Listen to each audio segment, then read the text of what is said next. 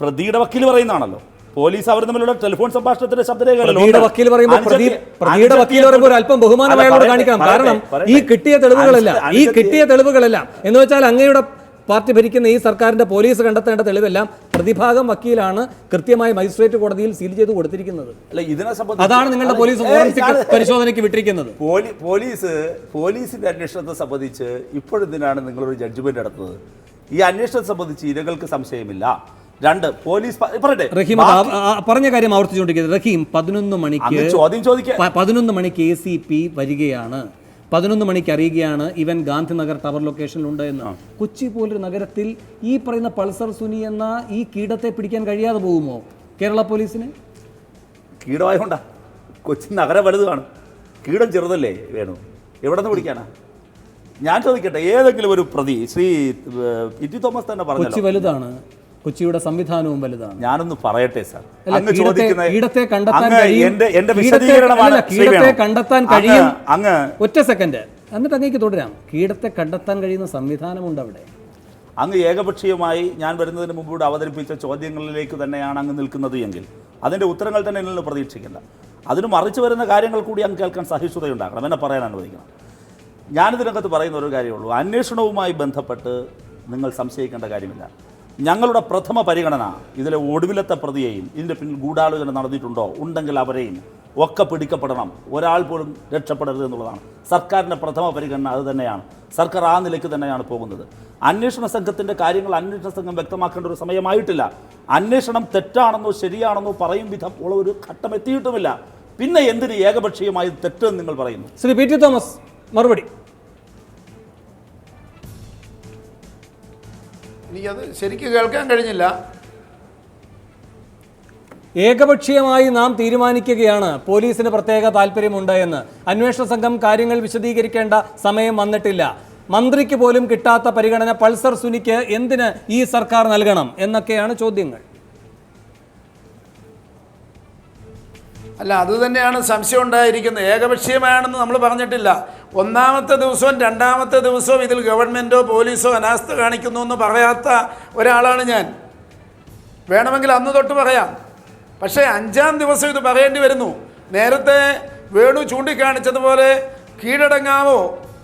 ഇവിടെ നേരത്തെ CR നീലകണ്ഠൻ പറഞ്ഞത് വളരെ വാസ്തവമായ ഒരു കാര്യമാണ്. ഒരു തിരക്കഥ രൂപപ്പെട്ടു വരുന്നുണ്ട് എന്ന് ഗൗരവതരമായി സംശയിക്കേണ്ടിയിരിക്കുന്നു.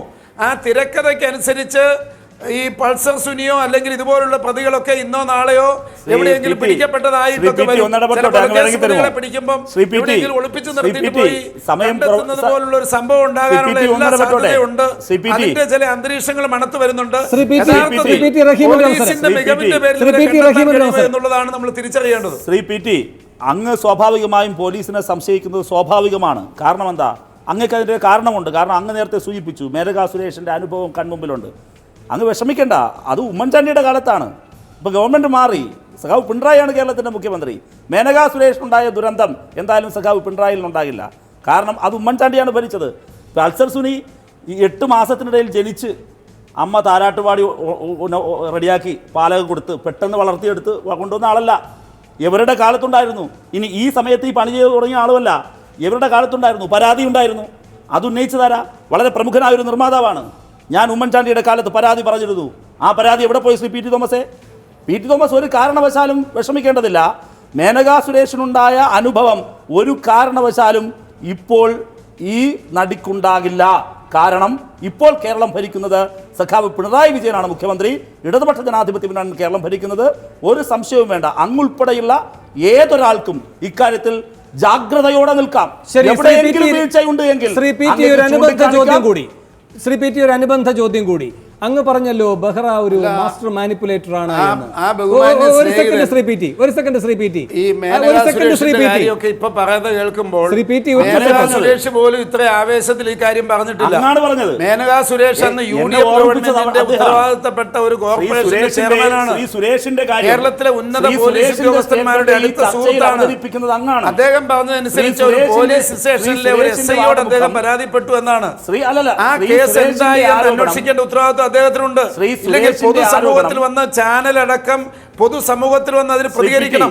ഉമ്മൻചാണ്ടി അല്ല, ആര് തന്നെയാണ് കേരളം ഭരിക്കുന്നതെങ്കിലും അത്തരം കുറ്റവാളികളെ പിടിക്കും. ജിഷയുടെ കാര്യത്തിൽ നിങ്ങൾ ഒത്തിരി പറഞ്ഞു നടന്നല്ലോ, പിടിച്ചപ്പോൾ കോടതി വിധിച്ചപ്പോൾ അന്ന് സെൻകുമാർ എടുത്ത നടപടിയാണ് ശരിയെന്ന് വന്നല്ലോ. അപ്പൊ അതുകൊണ്ട് ഞങ്ങളും ധരിച്ചിരുന്നു പിണറായി വിജയൻ ഇരട്ട ചങ്കുള്ള ആളാണ്, എല്ലാ കാര്യവും ഇപ്പൊ ശരിയാവും ഞങ്ങൾ വിചാരിച്ചു. പക്ഷെ നിങ്ങൾ എന്നോട് സംസാരിക്കുന്ന നിങ്ങൾക്കും അറിയാം പിണറായി വിജയൻ വളരെ നിസ്സഹായനായ യാതൊരു രീതിയിലുള്ള പ്രചരണത്തിൽ നേരത്തെ കേട്ടിരുന്ന കാര്യങ്ങളൊന്നും നടപ്പാക്കാൻ കഴിയാത്തൊരു മുഖ്യമന്ത്രിയായി ഇതിനകം തന്നെ മാറിയിരിക്കുന്നു എന്ന് നിങ്ങൾക്കും അറിയാം. ഒരു മിനിറ്റ്, ശ്രീ അദ്ദേഹം പറഞ്ഞതൊക്കെ ശരിയാണ്. കാര്യം ജിഷയുടെ കാര്യത്തിലും ഈ ദുരന്തം കണ്ടതാണ്. മേനകാ സുരേഷിന്റെ കാര്യത്തിൽ മാത്രമല്ല, പ്രതിയെ കിട്ടാതെ അവസാനം വാടകയ്ക്ക് ഒരു പ്രതിയെ എടുത്ത് ഹെൽമറ്റും വെച്ച് മാധ്യമപ്രവർത്തകരുടെ മുമ്പിൽ കൊണ്ടുവന്ന് പറഞ്ഞാൽ അതൊന്നും ഇപ്പോൾ ഉണ്ടാവില്ല കേട്ടോ, വിഷമിക്കേണ്ട. 2, നിലമ്പൂരിലെ രാധയെ കൊന്ന് കെട്ടി നിങ്ങളുടെ പാർട്ടി ഓഫീസിനകത്ത് ഗാന്ധിയുടെ ചിത്രത്തിൻ്റെ താഴെ, ഇന്ദിരാഗാന്ധിയുടെ ചിത്രത്തിൻ്റെ താഴെ ചാക്കിൽ കെട്ടി ഒരു കോൺഗ്രസ്സുകാരിയായ രാധയെ കൊന്ന് കെട്ടിവെച്ച അനുഭവം അതൊന്നും അല്ല കേട്ടോ. ഇപ്പോൾ കേരളം ഭരിക്കുന്ന ഇടതുപക്ഷമാണ്. അങ്ങക്ക് മറന്നുപോയതാണ് ഭരണം മാറിയ കാര്യം. ഒന്നുകൊണ്ടും വിഷമിക്കേണ്ട സാർ. നിങ്ങൾ ഉൾപ്പെടെയുള്ള ജനപ്രതിനിധികൾക്ക് ജാഗ്രതയോടെ നിൽക്കാം. ഏതൊരു മാധ്യമ സ്ഥാപനത്തിനും ജാഗ്രതയോടെ നിൽക്കാം. ഒടുവിലത്തെ പ്രതിയെയും കയ്യാമം വെച്ച് പോകുന്നത് വരെ ഈ ജാഗ്രത തുടരണം. ഞങ്ങളും അത് തന്നെയാണ് അഭ്യർത്ഥിക്കുന്നത്. അതിനിടയിൽ എവിടെയെങ്കിലും നിങ്ങൾക്ക് ആരോപണമുണ്ടെങ്കിൽ വാക്കുകൾ കൊണ്ട് മാത്രമല്ല കോടതിയെയും സമീപിക്കൂ. കോടതിയുടെ നിരീക്ഷണത്തിൽ വേണമെങ്കിൽ അതുമാകാം. കോടതി നിങ്ങളുടെ നിയന്ത്രണത്തിൽ നിൽക്കുന്നതല്ലോ. കോടതി ഇന്ത്യയിൽ ജനാധിപത്യം ഉള്ളതുകൊണ്ട്, കമ്മ്യൂണിസ്റ്റ് ഭരണം ഇല്ലാത്തത് കൊണ്ട് രാജ്യത്ത് നിലനിൽക്കുന്ന ഒരു സ്ഥാപനമാണ് കോടതി. ഞാൻ ബഹുമാനപ്പെട്ട സ്നേഹിതനോട് ചോദിക്കുന്നു, പൊൻകുന്നത്ത് ഒരു പോലീസുകാരന്റെ കണ്ണടിച്ചു പൊട്ടിച്ച പ്രതിയെ പിടിക്കാൻ പോയ DYSPയെ പ്രതിയുടെ വീട്ടുപടിക്ക് നിൽക്കുമ്പോൾ കോട്ടയം SP അയാളെ സ്ഥലം മാറ്റി. പ്രധാനപ്പെട്ട കാര്യങ്ങളാണ്. ഈ കഥയുമായി വേണ്ടതില്ലാത്ത എനിക്കറിയില്ല, എന്റെ ശ്രദ്ധയിൽ അപ്രധാനപ്പെട്ട കാര്യങ്ങൾ, ഈ വിഷയവുമായി ബന്ധപ്പെട്ട കാര്യങ്ങളിലേക്ക് വരാം. ഞാൻ ഈ വിഷയത്തിൽ രാഷ്ട്രീയ കൊലപാതകങ്ങളുണ്ടായി. PT കഴിഞ്ഞ നിയമസഭാ സമ്മേളനത്തിൽ കഴിഞ്ഞ നിയമസഭാ സമ്മേളനത്തിൽ കൊച്ചി കേന്ദ്രീകരിച്ചുള്ള ഗുണ്ടാ വിളയാട്ടത്തെ പറ്റി അടിയന്തര പ്രമേയത്തിന് നോട്ടീസ് PT കൊടുക്കുകയുണ്ടായി. പേരിന് മാത്രമായിരുന്നു നടപടി എന്നാണ് പറയുന്നത്. അങ്ങനെയെങ്കിൽ അന്ന് നടപടി പേരിന് മാത്രമെങ്കിൽ പാലൂട്ടി താരാട്ട് പാടി ഇതിനെ വളർത്തിയെടുക്കുന്ന ഈ അത്ഭുത ശിശുവിന്റെ വളർച്ചയുടെ ഒരു ഘട്ടത്തിൽ ഈ സർക്കാരിന്റെ പരിലാളനയും ഉണ്ടാകുകയും. ഒന്ന് കാര്യം പറഞ്ഞോട്ടെ, ഏതാ ഇവർ വളർന്നത്? ഇവർ നല്ല തടിച്ചു കൊഴുത്ത് വളർന്നപ്പോഴാണ് ഇതിങ്ങനെ ഒരു പ്രതിഭാസമായി. കൊച്ചി മാത്രമല്ല, കേരളം മഹാനഗരങ്ങളായി പല നഗരങ്ങളും വളർന്നുകൊണ്ടിരുന്നപ്പോൾ സ്വാഭാവികമായി ഗുണ്ടാ സംഘങ്ങൾ വളർന്നു തുടങ്ങി. അതിനെ ചെറുക്കുക എന്നുള്ള ഉത്തരവാദിത്വം ഏറ്റെടുത്താണ് സഖാവ് കോടിയേരി ബാലകൃഷ്ണന്റെ കാലത്ത് കാപ്പ കൊണ്ടുവരുന്നത്. ഞങ്ങളുടെ സമയത്ത് കൃത്യമായി ആക്ട് ചെയ്തു. ഒരു പൊതുപ്രവർത്തകനെയും വേട്ടയാടിയില്ല. ഗുണ്ടകളെ പിടിച്ചു, അകത്താക്കി. ഞങ്ങൾ മാറി, ഇവർ വന്നു. ഇവർ 5 വർഷം ചെയ്തെന്താ? ഒരൊറ്റ ഗുണ്ടയുടെ പിറകെ പോയില്ല. പകരം എന്ത് ചെയ്തു? അതുപയോഗിച്ച് ഞങ്ങളുടെ പാർട്ടി പ്രവർത്തകരെയും നേതാക്കളെയും നാട് കടത്തി. ഇവിടെ ഇപ്പോ അങ്ങയുടെ ചോദ്യത്തിന് വിശദീകരണം തരാനാ. 2, ഇവിടെ ഇപ്പോ ഈ ഗവൺമെന്റ് വന്നതിന് ശേഷം കാപ്പയുമത്തി എല്ലാവരും അകത്താക്കാൻ പോകുന്നു. വീണ്ടും പേരെയാണ് തുറന്നു വിടാൻ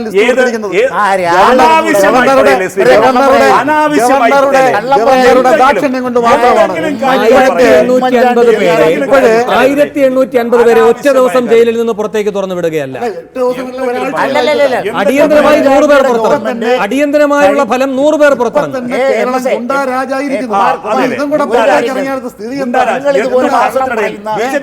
ഇറങ്ങുന്നതിൽ ശ്രീകുമാർ ഇറങ്ങുന്നതിൽ BJP കാരുമുണ്ട്. BJP-കാരുണ്ടോ?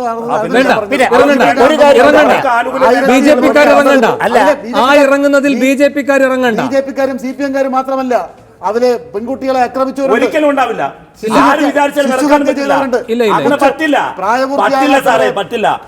നമ്മുടെ മാധ്യമങ്ങൾ ഉറപ്പിച്ചു പറയാൻ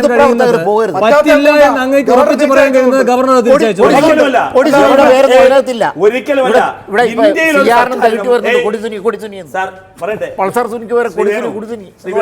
ഇത് നമ്മുടെ രാജ്യത്ത് ഒരു കാര്യമല്ല.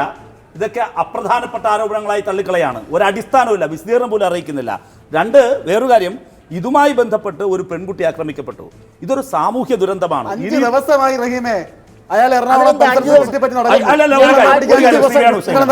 ഇവിടെ പ്രശ്നം അവിടെയൊക്കെ ചുറ്റിപ്പറ്റി അടക്കുന്നു. ഞങ്ങൾക്ക് അദ്ദേഹം എവിടെയെങ്കിലും അദ്ദേഹത്തിന്റെ റൂട്ട് മാപ്പ് BJP-യുടെ ഓഫീസിൽ നിന്നാണ് സർട്ടിഫൈ ചെയ്ത് കൊടുക്കുന്നത് ഞങ്ങൾക്ക് അറിയില്ലായിരുന്നു. നിങ്ങളാൻ കൊടുത്താൽ മതി. എവിടെയൊക്കെ പോകുന്നു? ഇപ്പോൾ വേറൊരു ചാനൽ പോയിട്ടാണ് വരുന്നത്. അവിടെ MT രമേശ് നേതാവ് പറഞ്ഞെന്തോ, ഇങ്ങനെ ഹൈവേയിലൂടെ അദ്ദേഹം ഇങ്ങനെ തേരാപ്പാര പോലീസിന് മുമ്പിലൂടെ പോയിക്കൊണ്ടിരിക്കുന്നു. ഹൈവേയിലൂടെ രക്ഷപ്പെട്ടു. അയാളെ ഹെലികോപ്റ്ററിൽ കൂടെ അല്ല, ഞാൻ പോകാൻ പറയട്ടെ, ഹൈവേയിലൂടെയാണോ സ്റ്റേറ്റ് ഹൈവേയിലൂടെയാണോ MC റോഡിലൂടെയാണോ ഇത് ഏത് വഴിയാ പോയതെന്ന് ഇവരോട് പറഞ്ഞിട്ടാണോ പോകുന്നത്? ഇത്ര നിസ്സാരമായ ബാലിശമായ കാര്യങ്ങളൊന്നും പറഞ്ഞ് നിങ്ങൾ പോലീസ് ഒരു ഇതാക്കരുത്. പ്രതി പിടിക്കപ്പെടാതിരിക്കാനുള്ള പ്രിക്കോഷൻ പ്രതി എടുക്കും. അവനെ പിടിക്കാനാണ് പോലീസ് നോക്കുന്നത്.